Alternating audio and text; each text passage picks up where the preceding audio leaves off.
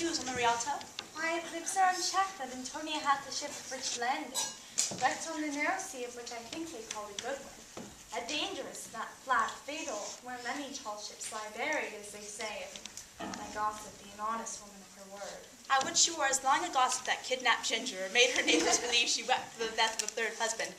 But it is true, without any slips of prolix near crossing the plain highway of talk, that the good Antonia, the honest Antonia, oh, that I had title well enough to keep her name company. Come, full stop.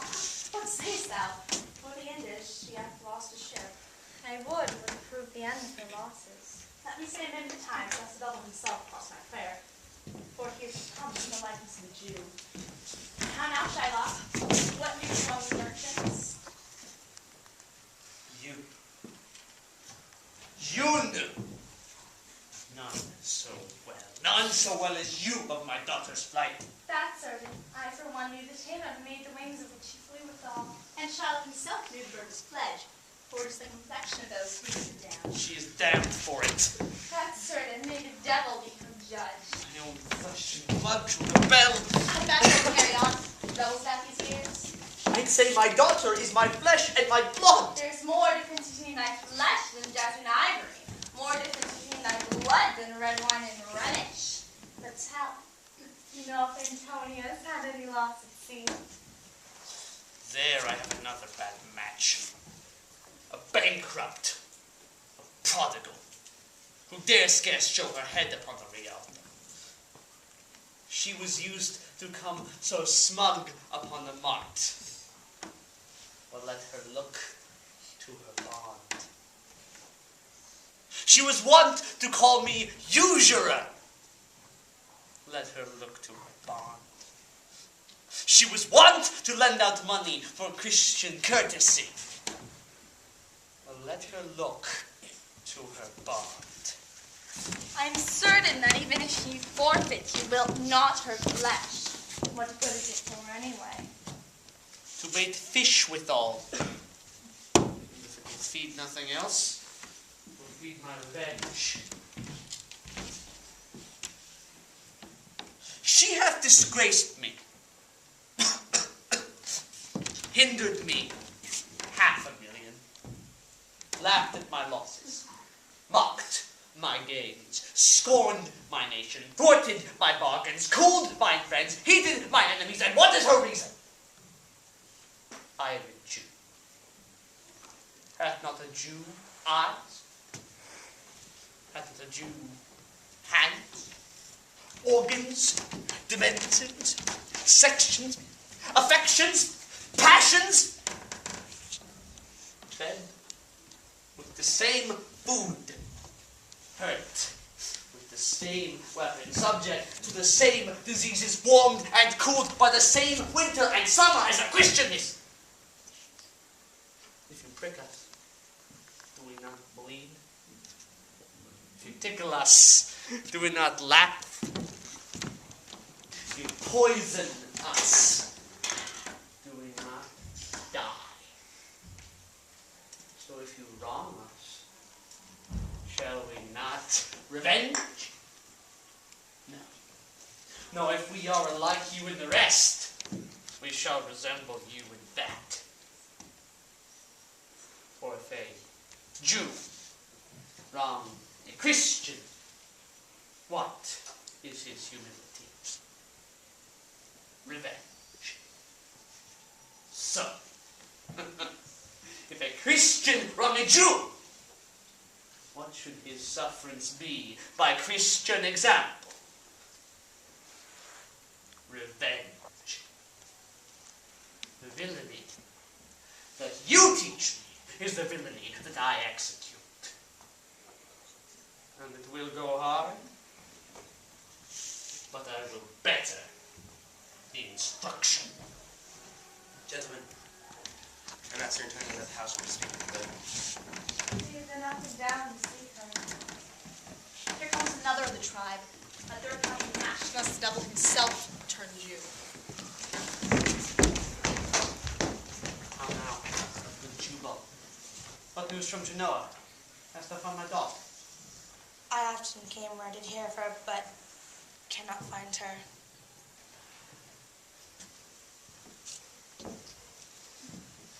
There.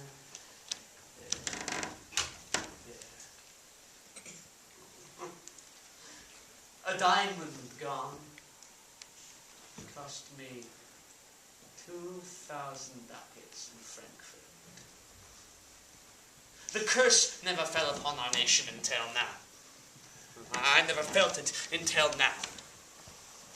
2,000 ducats in that, another precious, precious gem. But would my daughter were dead at my foot! Gems of the ear. Would you have cursed at my foot, ducats in a coffin? No news of them? My son. I know not what's lost in the surf. The thief gone. So much and so much lost to find the thief, and no satisfaction, no revenge. No ill luck. Go it lights on my shoulders. No sighs but the my breathing, no tears but the my shedding. Yes, other men have ill luck too, Antonia, as I heard in Genoa. Ill luck? Ill luck. Hath an AGHS cast away coming from Tripolis. I thank God. I thank God. Is it true? Is it true? I spoke with some of the sailors that escaped the wreck. I thank thee, Juba. Good news, heard in Genoa. Your daughter spent in Genoa, as I heard, a one night 400 ducats. 400 ducats? I shall never see my gold again. 400 ducats in a sitting. 400 ducats. There came divers of Antonia creditors in my company to Venice that swear you cannot choose but break. I'm glad of it. I will plague her. I will torture her. I am glad of it. One of them showed me the ring you had of your daughter for a monkey. Out upon her! That was my turquoise.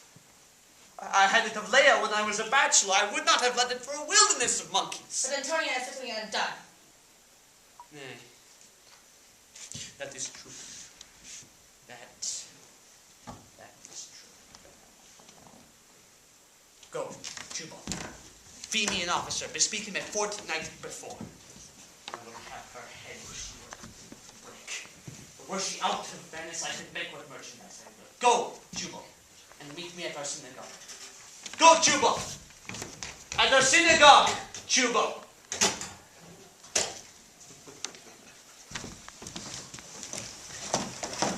I pray you tarry. Pause a day or two before you pass her. For in choosing wrong, I lose your company and therefore forbear a while. Something tells me, but it is not love that I would not lose you. And you yourself know hate counts as not in such equality. But lest you do not understand me well, and yet a maiden hath no tongue, but thought I would detain you here some month or two before you pass your family.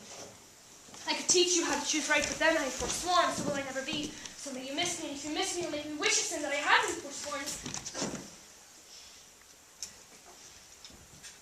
I shrew your eyes, for they have o'erlooked me and divided me. One half of me is yours, the other half yours.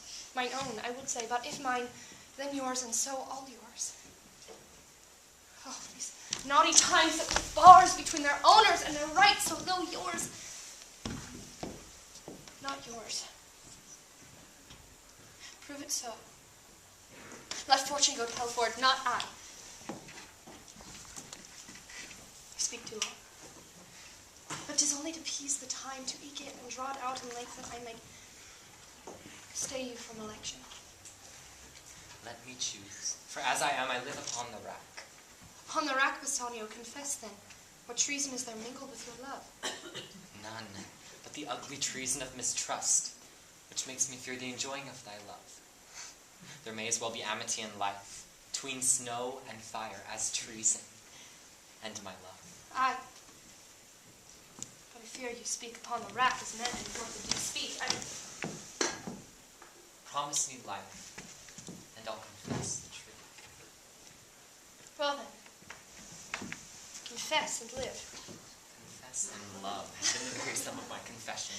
O happy torment when my torturer doth teach me answers for deliverance. But let me to my fortune and the casket. Oh, wait. I'm locked in one of them, and if you love me, you will find me out. Nurse and the rest stand all aloof, and let music soundly doth make his choice. For then if he fails, he makes a swan-like end, fading in music. That the comparison may stand more proper, mine eyes will be the stream and watery deathbed for him. He may win, and once we then it is as easy as the flourish of true subjects bowing to a new and crowned monarch. As docile as the sounds of break of day that creep into the dreaming bridegroom's ear and wake him to marriage. Now he goes, with no more pretense, but much more love than did young Cleides, when he did redeem the virgin tribute paid to the sea monster by the howling Troy. I stand for sacrifice, the rest, Dardanian wives with blurred visages, come to view the issue of the exploits. Go, Hercules. Thou live, I live, and with much more dismay I view thee fight, as thou makest the fray.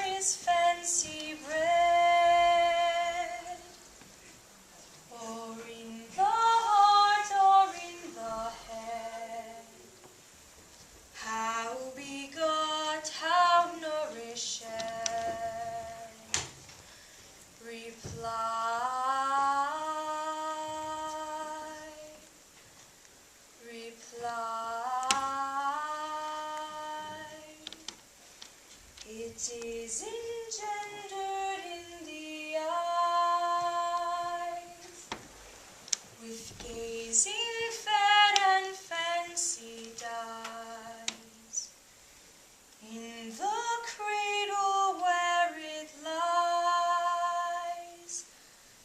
Let us all ring fancy's knell.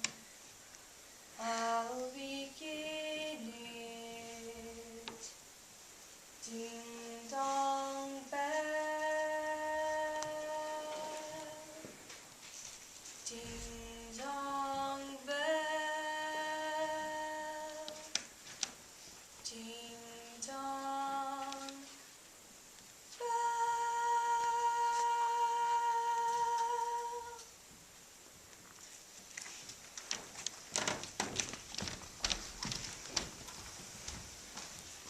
So may the outward shows be least themselves. The world is still deceived with ornament. In law, what please so tainted and corrupt, but being seasoned with the gracious voice obscures the show of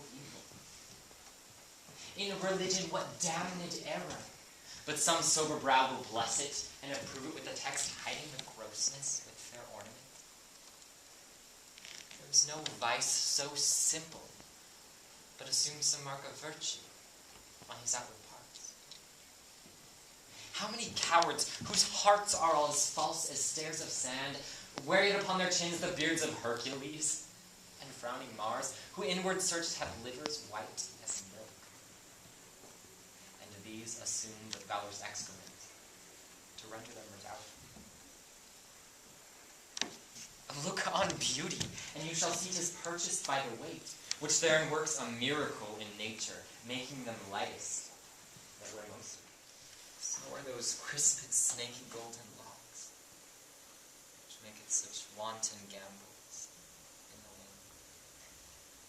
But upon supposed fairness often known to be the dowry of a second head, the skull that bred them in the sepulchre. Thus ornament is but a guiled shore to the most dangerous sea, the beauteous scar failing in Indian beauty. In a word, the seeming truth which cunning times put on to entrap the wisest, Therefore then, thou gaudy gold, hard food for Midas, I will none of thee. Nor none of thee thy pale common drudge tween man and man. But thou meager lead, which rather threatenest than dost promise aught, thy plainness moves me more than eloquence. And here choose I. Joy be the consequence. How the passions flee to air. How doubtful thoughts and rash embrace despair, and shuddering fear, and our jealousy, O love, moderate allay thy ecstasy. In my joy scant thy excess, I have too much of thy blessing, for fear I surpass. What find I here? Fair Portia's counterfeit. What demigod hath come so near creation? Move these eyes, or whether writing on the balls of mine seem they in motion. Here are severed lips, parted with sugar breath. So sweet a bar should sunder such sweet friends. Look in her hairs. The painter plays the spider, and hath woven a golden mesh to entrap the hearts of men faster than gnats in cobwebs. But her eyes, how could he see to do them? Having made one, methinks it should have power to steal both his and leave itself unfurnished. Look how far the substance of praise doth wrong the shadow in underprizing it. The shadow doth limp far behind the substance. Here's the scroll, the continent and summary of my fortune. You that choose, not by the view, chance as fair, and choose as true. Since this fortune falls to you, be content, and seek no new.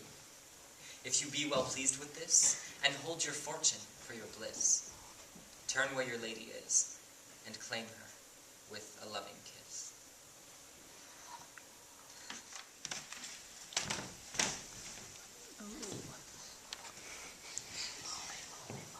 Gentle scroll.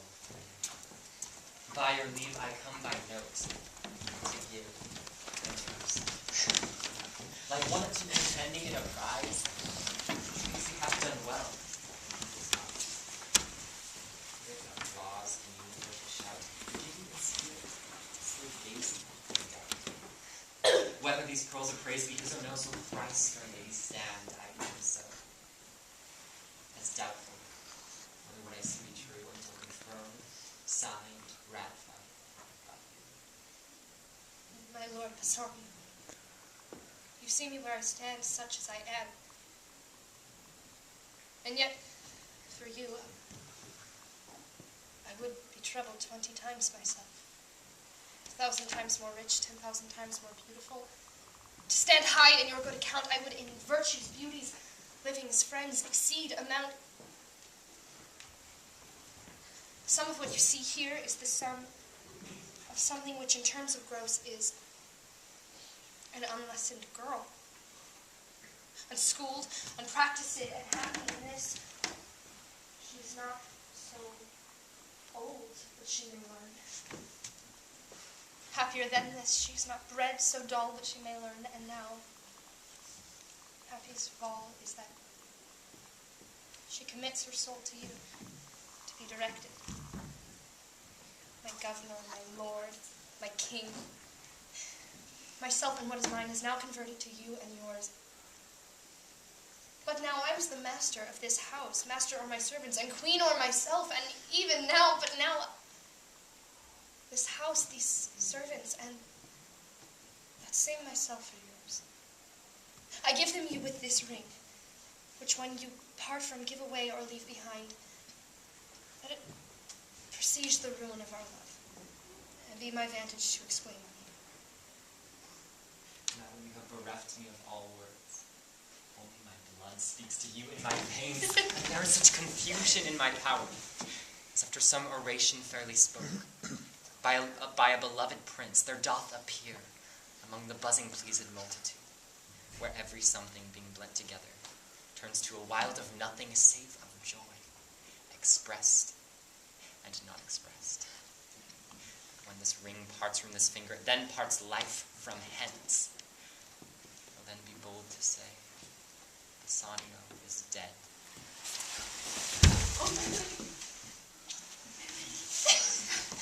That have stood by and seen our wishes prosper, to cry good joy, my lady, my lord. My lord Bassanio. My gentle lady, I wish you all the joy that you can wish for us. I'm sure that you can wish none from me. But when your honors mean to solemnize the bargain of your faith, I do beseech thee even at that time that I may be married too. Well, why, of course, if thou canst get a wife. I thank your lordship, for you have got me one. My eyes, my lord, can look as swift as yours.